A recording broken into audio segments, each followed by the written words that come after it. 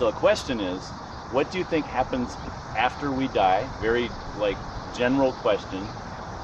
But then more specifically, how did you get to your belief about that? Wherever you're at with that, whether it's lack of belief or, whatever.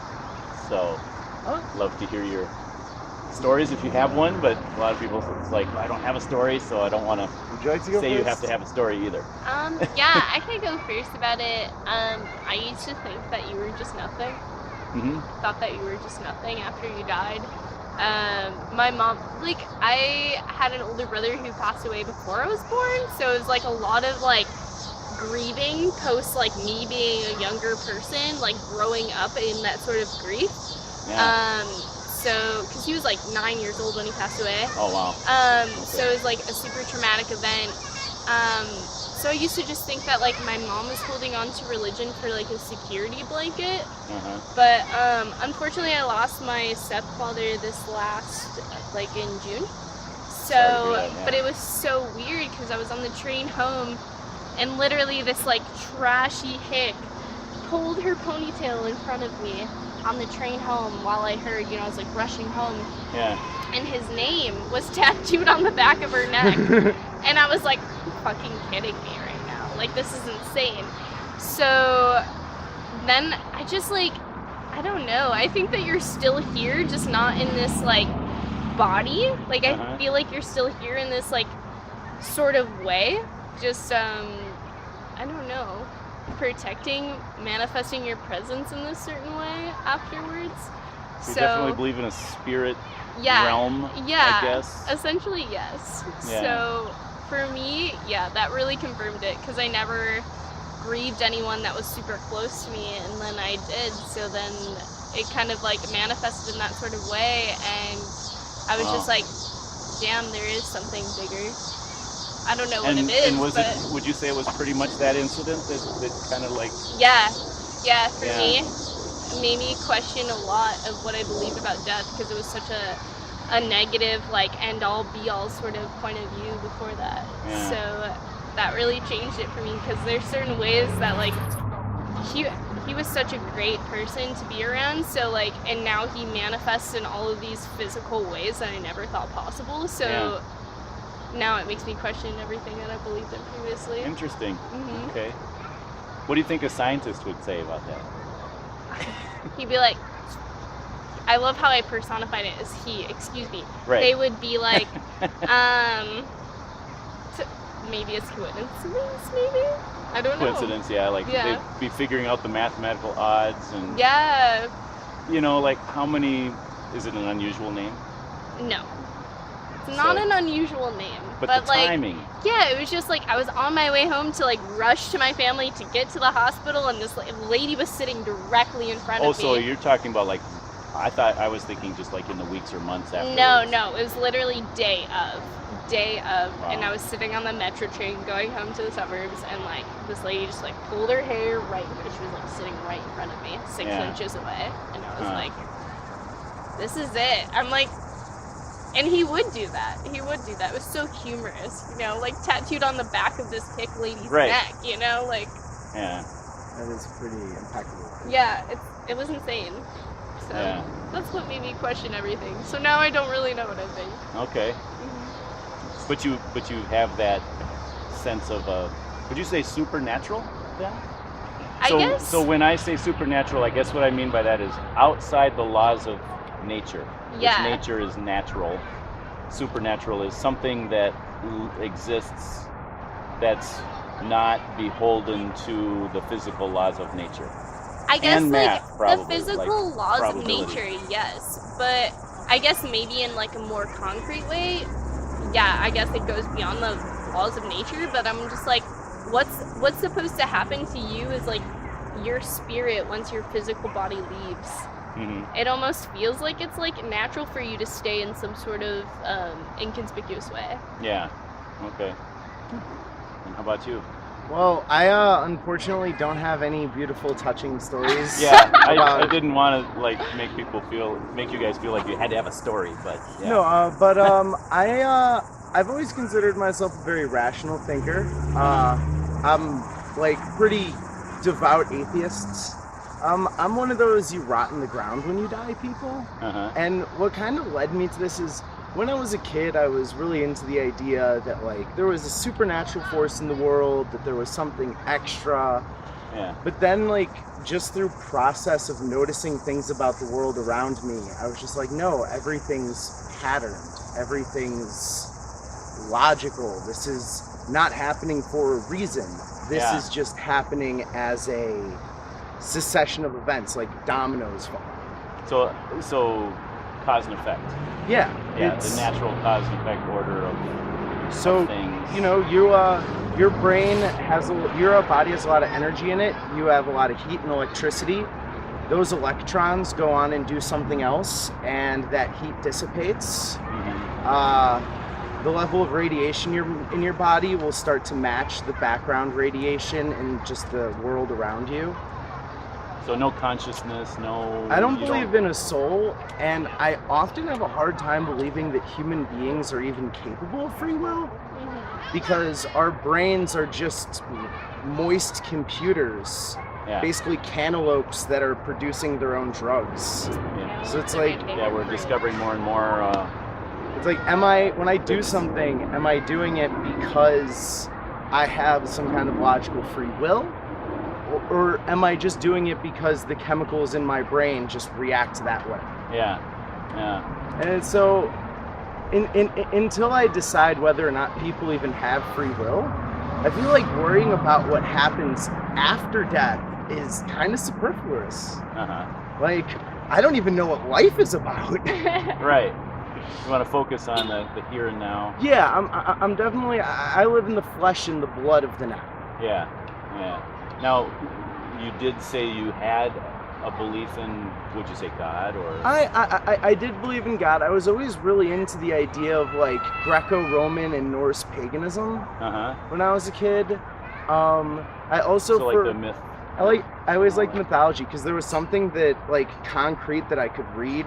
Yeah. That was very historical, but also really high fantasy. Yeah. And because I've always been a big Lord of the Rings nerd. Okay. No, and then for a while I believed there was some kind of universal energy, and then I'm like, nah, it's just electricity and atoms and stuff. Yeah. Was your family religious or? No, my mom was loosely Catholic, and my dad was an atheistic Buddhist, and they decided the best thing for them to do would to be just teach me about a bunch of different religions, and when I got old enough where if I wanted a religion, I could pick one that I thought would be best for me. Yeah.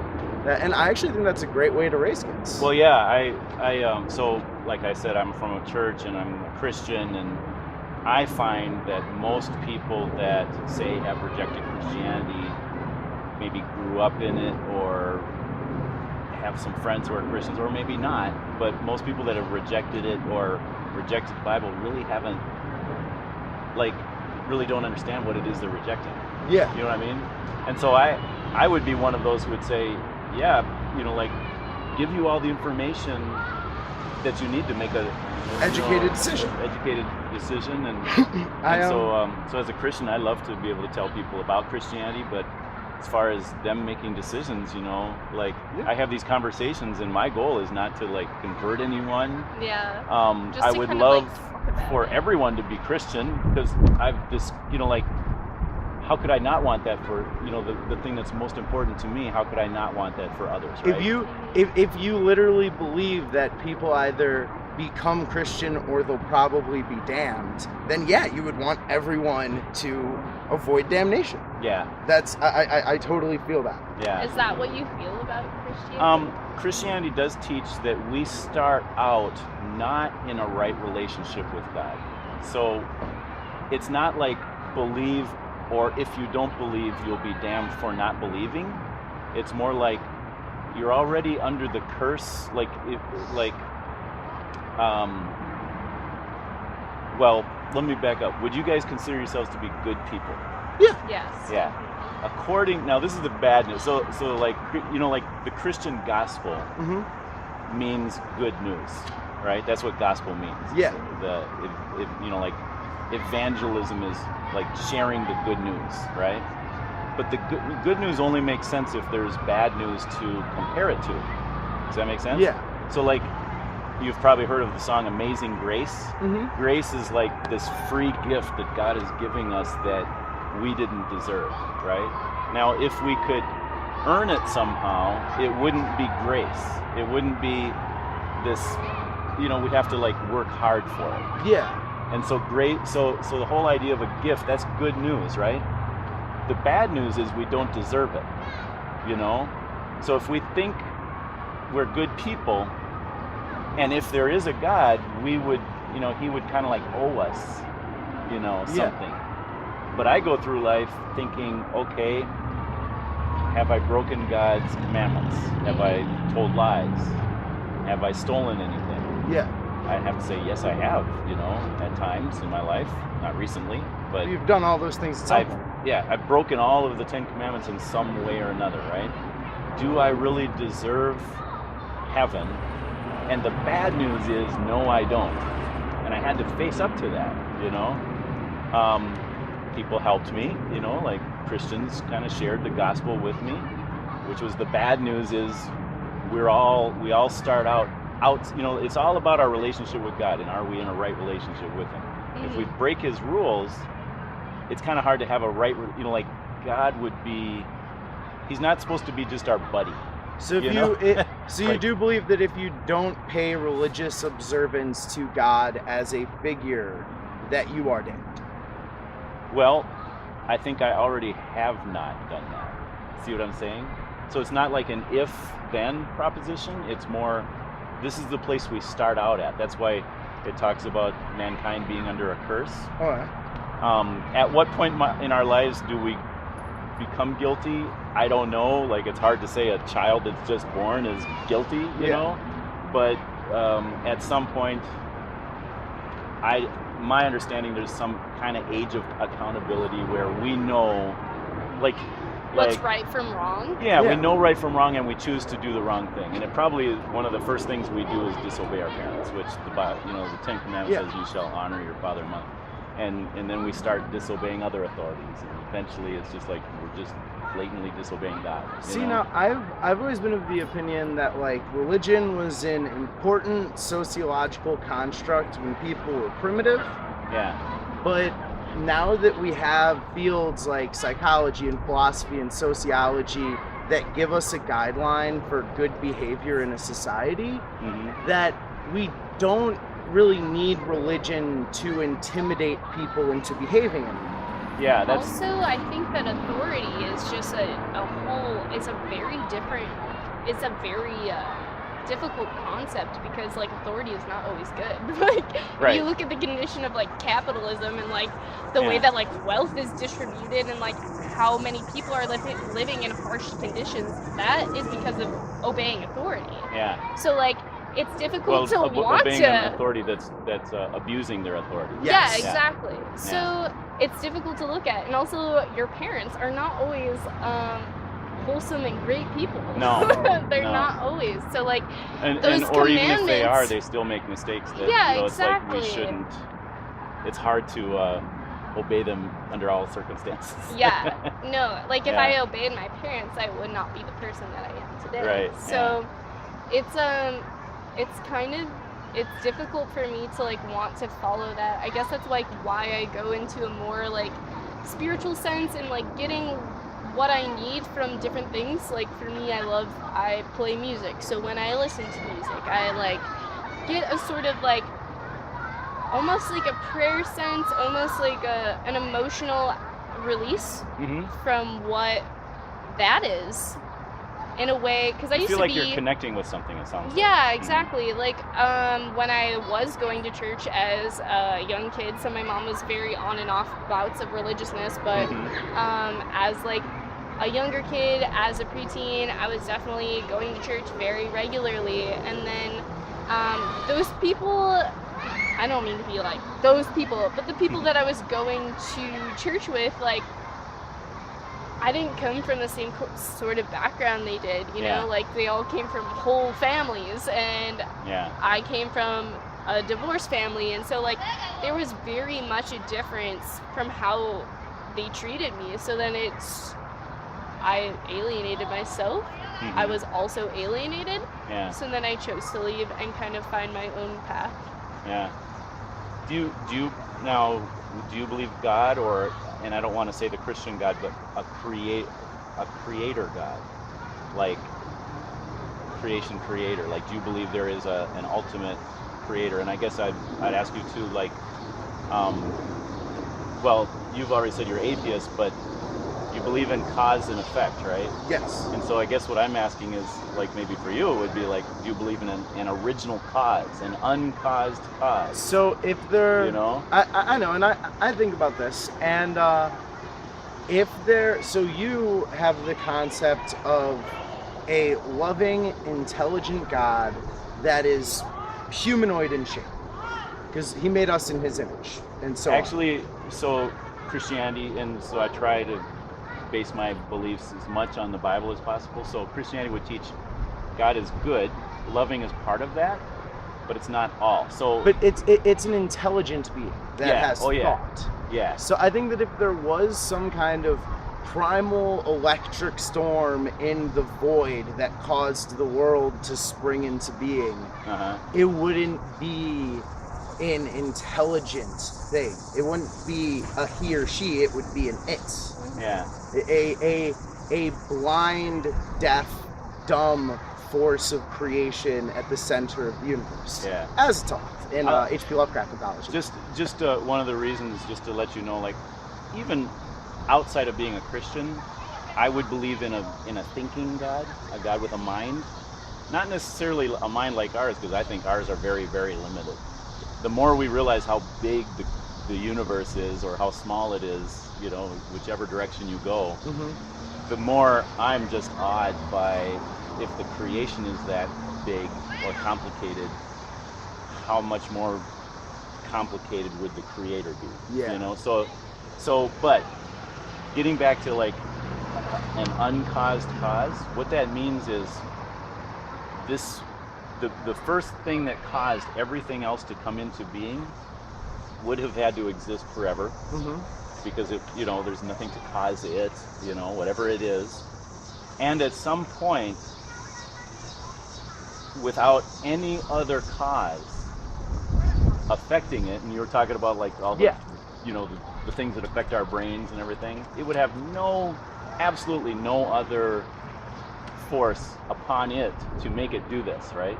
All of a sudden it creates, you know, matter and energy at some point. Somehow, and I admit it's very probable, and the problem with it is that there is no cause to the effects.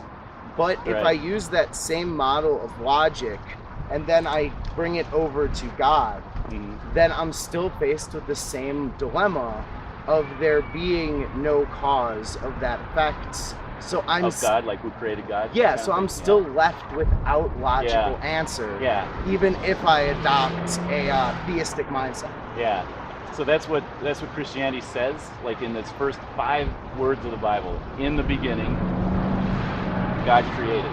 Yeah. And so it's already saying God existed forever and then brought everything into creation. You know, God was already there. Hanging. We don't even need to go there because we can't explain it. Smoking blunts, eating 7-Eleven pizza. So to me, the only 2 choices, and maybe there's another choice, of course there's the choice of, you know, like everything always existed. Yeah. You know? But if there was a beginning, either nothing created everything, or something, that being God, created everything. To me, it's actually a bigger stretch of faith to believe nothing created everything. But you're still believing that nothing created everything because nothing created everything. Because nothing still created God. Right. So it's like God existed forever from the beginning, but what happened? What about the prologue?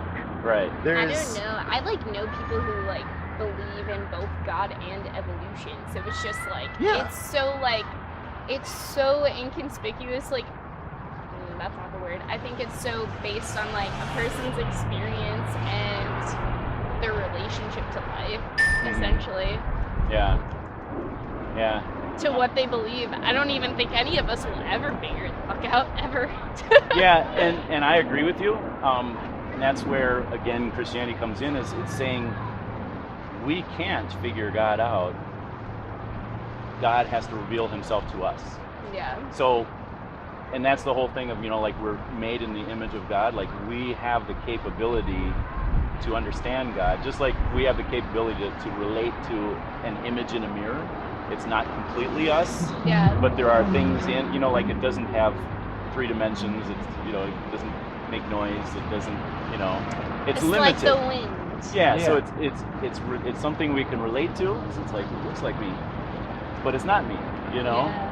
And so we can relate to God. We're formed to have a relationship with our Creator. And then the whole story of the Bible is relationship broken, God pursuing us, showing us all sorts of different ways that don't work. For example, following a list of commandments, which we can't follow, and then making this huge sacrifice, in Christianity of Jesus taking our penalty for us, but restoring that relationship. I've always thought that was a little strange in Christianity, where it's like God was like, okay, so I'm going to create you, give you anxiety, make a bunch of rules you can't follow. Most of you will die in infancy. Then I'm going to punish you for that thing that I just did. I made you do it. Yeah. Now I set you up to fail, and now I'm punishing you for failing. Yeah. And he's supposed to be the good guy. Yeah. And the interesting thing is, in the Bible, it really doesn't mention the whole idea of like punishment in hell. Yeah. That's more of a Dante thing. Well, I mean, it does in the New Testament, but God doesn't really present us with that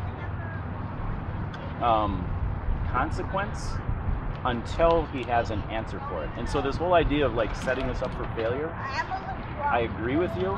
Like it seems like we're being set up for failure, but at the same time, the one who condemns us because we've broken his laws is also the same one who saves us. So he provides this huge sacrifice at the same time. If I set your house on fire and then pull you out of the burning building, I didn't save you. I set your house on fire. Yeah. So that'd put us in a position of judging God and saying he's the one that makes us sin. No, I'm saying that he made the rules. He made the rules way too hard. Yeah. And the punishment way too severe. Yeah.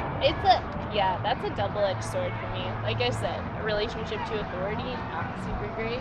Never had a great relationship with authority. It starts with that, visibly, I feel like, but that's why that honor your father and mother thing is like, if we can't get the authority thing right, because the Bible actually says the fear of the Lord is the beginning of wisdom. Yeah. So if we can't get the authority thing right, then we're not going to get our like I was saying, God can't be our buddy, Like we need to have that respect and fear of God. But then it also says perfect love casts out fear.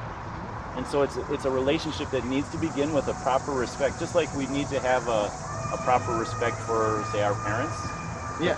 But then as adult children, we can have a really cool relationship with them. But it doesn't begin with rebellion. It begins with trust and fear. And, that thing you said, where like God can't be your buddy, that has always been the reason why I find like Greek mythology a lot more interesting than Christian mythology, because Dionysus, the Greek god of music and alcohol, will totally be your buddy. Yeah. He'll be your buddy all day. Then there's like, then there are some gods who are like, they will not be your buddy. Yeah. They are serious. But Dionysus, yeah, he's lit. I'm just curious, when you read that, does it come across to you as like a historical account, or does it pretty much acknowledge this? So in Greek mythology, there's always things where it's like the king of Crete went to war against the goddess Athena, and it's like that's probably representative of at some point in history Crete and Athens went to war, and then some poet wrote it down as Crete attacked the goddess Athena. Taking some artistic liberty. Okay.